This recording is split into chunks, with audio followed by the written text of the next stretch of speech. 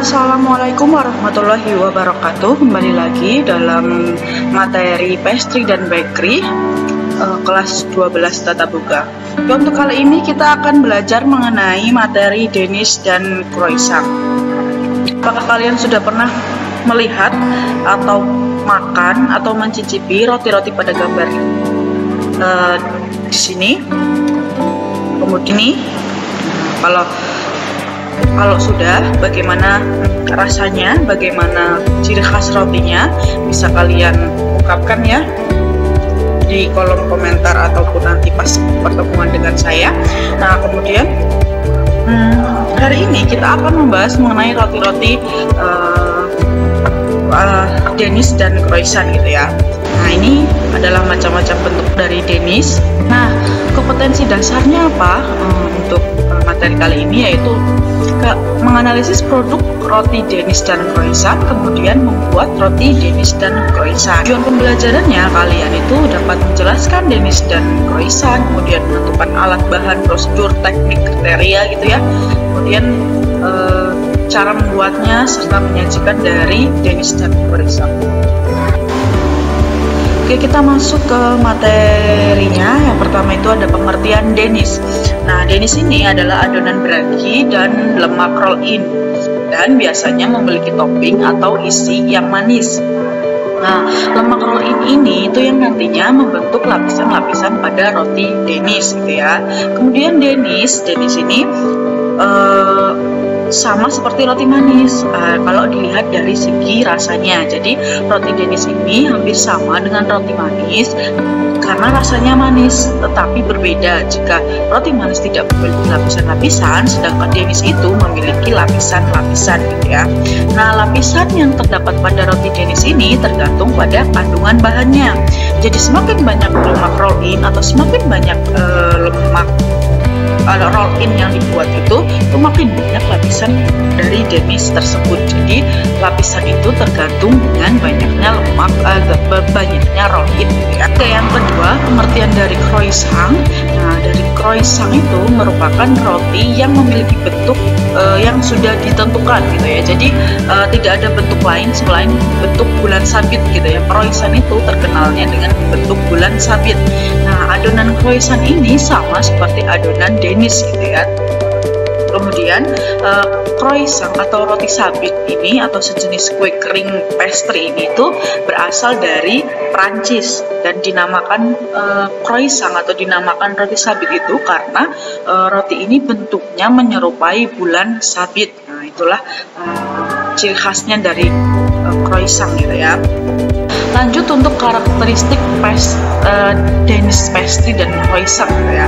Untuk karakteristiknya, yang pertama, setiap lapisan Danish menghasilkan sel yang Oke, kita lanjut ke karakteristik Danish pastry dan croissant. Nah, karakteristik dari Danish dan croissant ini, yang pertama, setiap lapisan Danish menghasilkan sel yang baik. Jadi maksud dari menghasilkan sel yang baik itu setiap lapisan dari Danish pastry dan croissant itu terbentuk gitu ya. Jadi terbentuk kokoh, kuat gitu antara lapisan satu dengan lapisan yang lain gitu. Tidak patah ataupun rapuh gitu ya. Dan kemudian lapisan kram itu harus jelas atau tegas, tetapi tidak terpisah satu sama lain.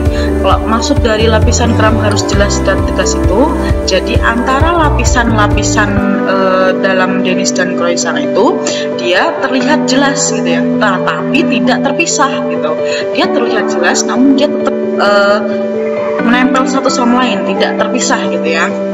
Yang ketiga, jika kulit dilapisi icing atau fondant itu harus menempel. Jadi roti Danish atau croissant itu jika dia atasnya itu mau kita kasih icing atau kita tutup dengan fondant itu harus menempel. Nah, itu merupakan karakteristik dari Danish gitu ya. Kemudian yang ketiga, kulit berwarna keemasan. Jadi setelah kita panggang, kulitnya itu keemasan gitu ya.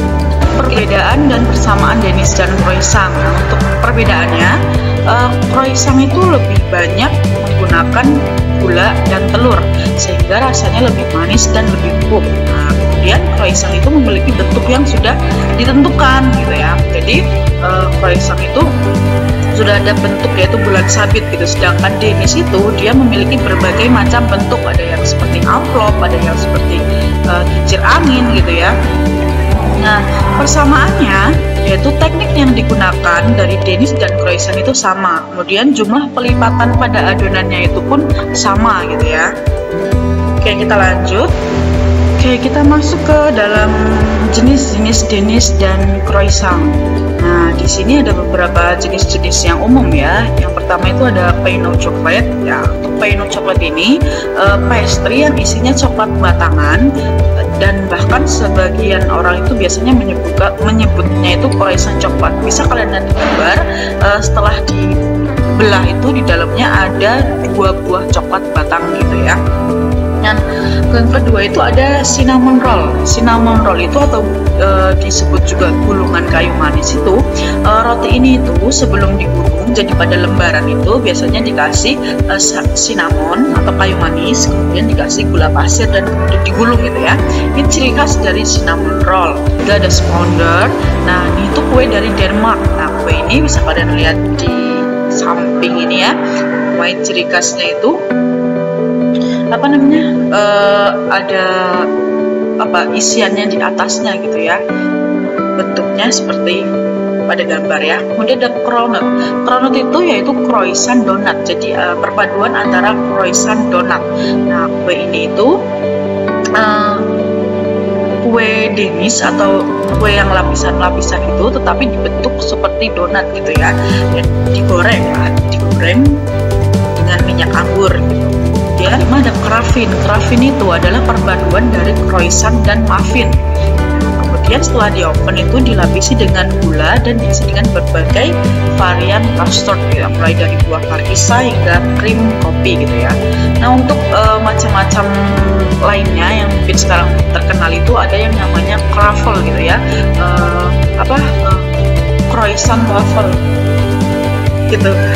Nah, untuk itu untuk yang lain-lain bisa kalian cari tahu lagi bentuknya yang mungkin sesuai dengan perkembangannya gitu ya. Selanjutnya ini ada bahan-bahan yang digunakan dalam pembuatan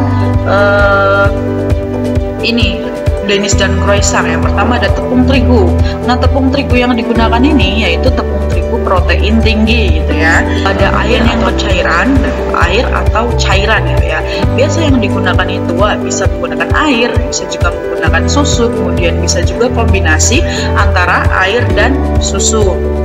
Ketiga, yeast atau ragi. Jadi ini sebagai bahan pengembang itu menggunakan ragi gitu ya. Ada garam, ini untuk menyeimbangkan rasa serta untuk mengontrol pengembangan dalam roti gitu ya.